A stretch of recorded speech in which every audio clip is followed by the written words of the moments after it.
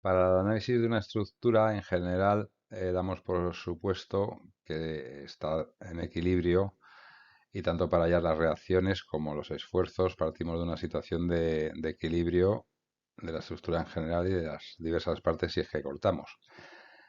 El equilibrio en dos dimensiones, en el plano, como habitualmente planteamos los ejercicios, tiene tres condiciones que habitualmente traducimos en tres ecuaciones de equilibrio estático.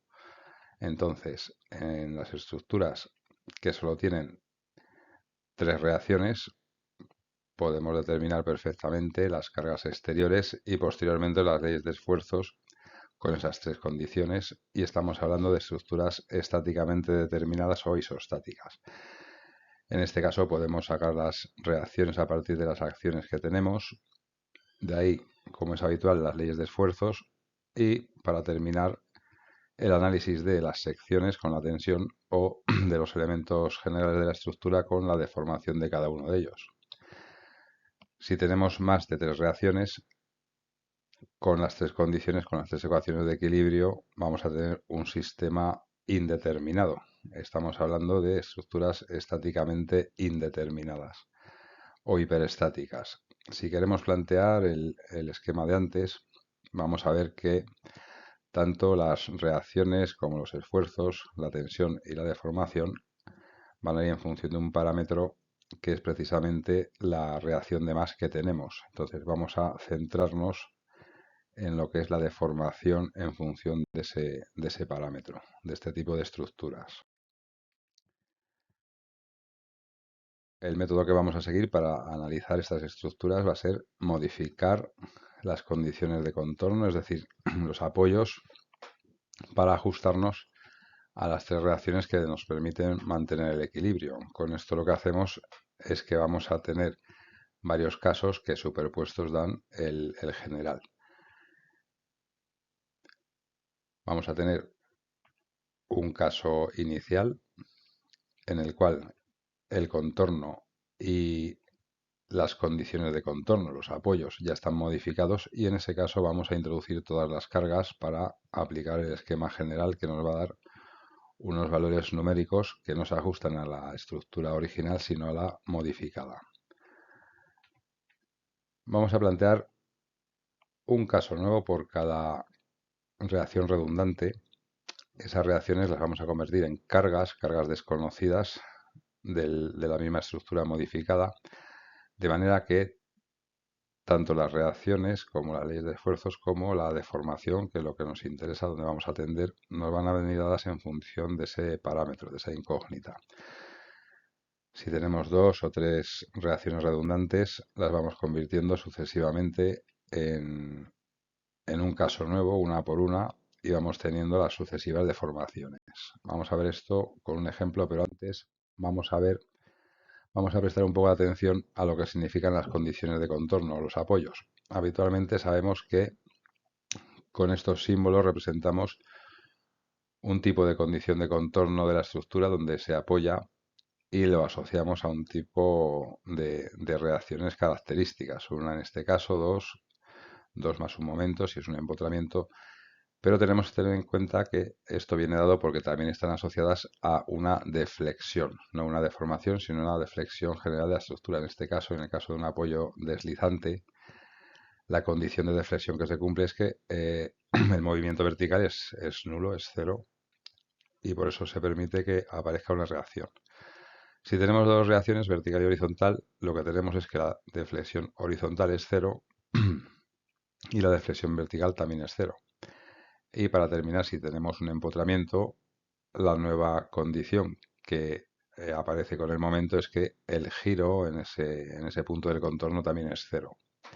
Estos son los apoyos más habituales. También hay otros menos habituales como el, el empotramiento deslizante. En este caso la deflexión horizontal es cero y el giro es cero, pero se permite deflexión vertical, desplazamiento vertical sin giro. Una condición no de contorno, sino interna de la estructura, equiparable a esta, aparece cuando hay un eje de simetría de la directriz de la estructura y de las cargas. En ese caso, también tenemos que en ese eje, en este punto de la directriz, no puede haber por condiciones de simetría, movimiento horizontal ni giro, solamente puede haber movimiento vertical, estamos en este mismo caso.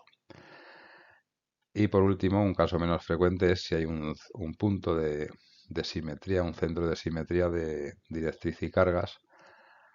Lo que tenemos es que en ese punto lo que no puede haber es movimiento vertical. La deflexión vertical sería nula. Esto lo vamos a hacer para prestar atención a estas condiciones de contorno en nuestra estructura modificada. Vamos a ver el ejemplo. Si tenemos una estructura isostática, vemos que tenemos tres reacciones y por lo tanto con las tres condiciones de equilibrio podemos plantear el esquema general, hallar las reacciones, las leyes de esfuerzos y la deformación numérica para el análisis de las secciones y los elementos de esa estructura. Es un análisis completo. Si lo que tenemos es una estructura hiperestática, vemos que tenemos cuatro reacciones, una de más, por lo tanto, tenemos que seguir el esquema que hemos dicho antes.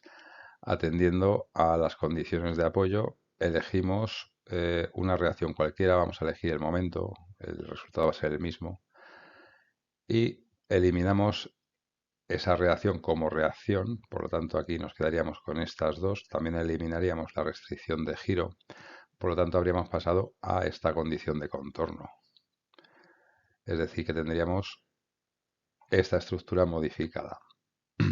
El empotramiento pasa a ser una articulación y el momento no desaparece, sino que se convierte en una carga que de momento no impone ninguna restricción al giro, con lo cual en nuestro caso básico, en el caso inicial, pondríamos ese mismo contorno modificado y todas las cargas, en este caso solamente hay una distribuida, pondríamos todas las cargas y en el primero de los casos suplementarios pondríamos el mismo contorno y la reacción que hemos eliminado como reacción como carga, con lo cual tendríamos una estructura isostática en función de esta carga que no conocemos. Superponiendo estos dos casos, evidentemente tenemos el general en el que este giro es nulo, está impedido, pero de momento tenemos libertad de giro en estos dos casos. A partir de ahí analizamos cada uno de ellos. El primero de ellos es puramente isostático, con lo cual nuestro esquema nos va a dar unos valores numéricos aplicando las tres ecuaciones de equilibrio estático y una deformación que vamos a concentrarla en la deformación asociada a la reacción que hemos quitado. Ha desaparecido la restricción de giro, por lo tanto nos vamos a concentrar en el giro en ese punto.